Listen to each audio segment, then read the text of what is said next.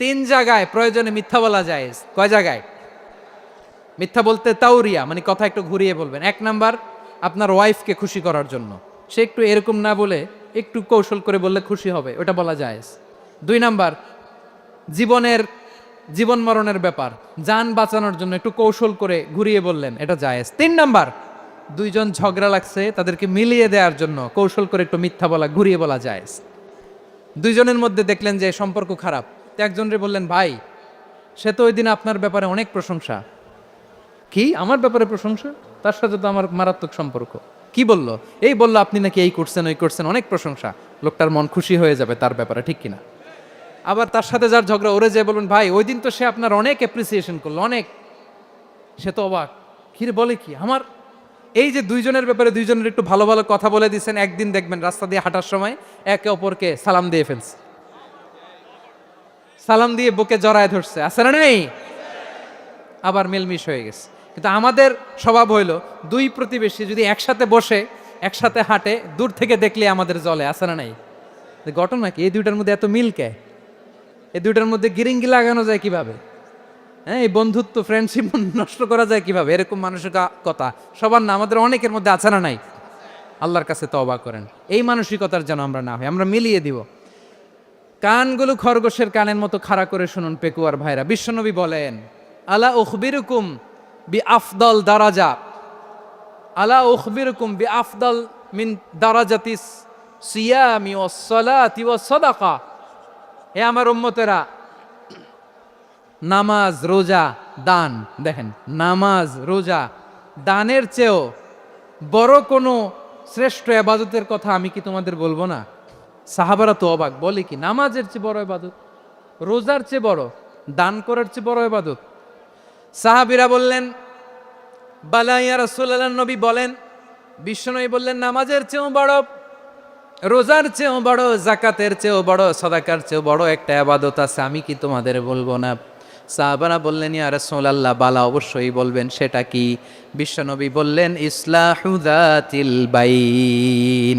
দুইজন যখন ঝগড়া লেগেছে, তোমার দুই ভাই যখন ঝগড়া লেগেছে, এই দুইজনের মধ্যে বিরোধ মিটিয়ে মীমাংসা করে দেয়া হচ্ছে সবচাইতে সেরা কাজ।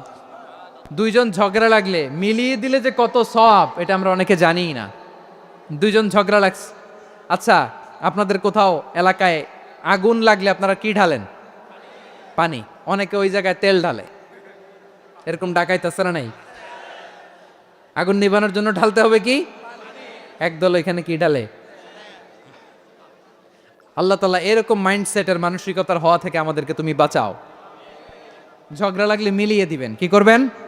দুইজন ঝগড়া লাগছে, ইসলাহু যাতিল বাইন, দুইজনের মধ্যে মিলিয়ে দেয়া, এটা নামাজ, রোজা, সাদাকার চেয়ে বেশি সওয়াব। সুবহানাল্লাহ, এত আসতে, হ্যাঁ? ওয়াত্তাকুল্লাহ ওয়া আসলিহু যাতা বাইনিকুম, সূরা আনফাল। আল্লাহ বলেন, আল্লাহরে ভয় করো, ঝগড়া লাগলে মজা নিও না, ওয়াত্তাকুল্লাহ, আল্লাহরে ভয় করো, ফাসলিহু যাতা বাইনিকুম, মিলিয়ে দিও। তাহলে আমরা মিলায়ে দিব, রাজি আছেন তো? তাহলে আমরা এক উম্মাহ, এক উৎস থেকে এসেছি, এক দেহ এক প্রাণ, আমাদের সম্পর্ক বড় মজবুত, সীসাডালা প্রাচীরের মতো, কেউ টলাতে পারে না, কেউ ভাঙতে পারে না, ঠিক কিনা? বদরের প্রান্তর, এদিকে কোরাইশরা, এদিকে মুসলিমেরা। কোরাইশের মধ্যে, কোরাইশ গোষ্ঠীর মধ্যে অনেকে আছে বাবা, তার কলিজার টুকরা ছেলে মুসলিম সেনাবাহিনীর এদিকে দাঁড়ানো, মুখোমুখি দুইটা ব্যাটালিয়ন সেনাবাহিনী, কোরাইশদের বাহিনী, মুসলিম বাহিনী। কোরাইশদের এখানে বাবা, এইখানে ছেলে, কোরাইশদের এখানে ছেলে, এইখানে বাবা। ইসলাম তাদেরকে পৃথক করেছে। আর মুসলিম সেনাবাহিনীর মধ্যে কেউ কাউরে চিনে না, কেউ আনসার, কেউ মুহাজির, কেউ ছোট, কেউ বড়, কেউ দাস, কেউ মালিক, সব মিলেমিশে একাকার। কিসে তাদেরকে আবদ্ধ করলো? এই দ্বীনি ভ্রাতৃত্ব, চিল্লায় বলো ঠিক কিনা? এজন্য আল্লাহ বলেন, ইন্নামাল মুমিনুনা ইখওয়াতুন ফাসলিহু বাইনা আখাওয়াইকুম ওয়াত্তাকুল্লাহা লাআল্লাকুম তুরহামুন। খবরদার শুনে রেখো, তোমরা মুমিনরা হলো ভাই ভাই। পেকুয়ার ভাইরা আওয়াজ করে বলো, আমরা কি?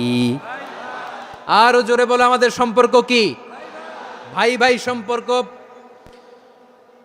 ফাসলিহু বাইনা আখাওয়াইকুম, যদি ভাইয়ে ভাইয়ে বিরোধ হয় মজা নিও না। মুখ থাকতে হাত থাকতে মুখে কি এমন মন্তব্য করো না, আরো লাগিয়ে দিতে যেও না, মিলিয়ে দাও, শান্তি সমঝোতা করে দাও, কারণ তোমরা সবাই হলে দিনী ভাই। আমরা কি দিনী ভাই? মিলিয়ে দিবেন আমার পেকুয়ার ভাইয়েরা।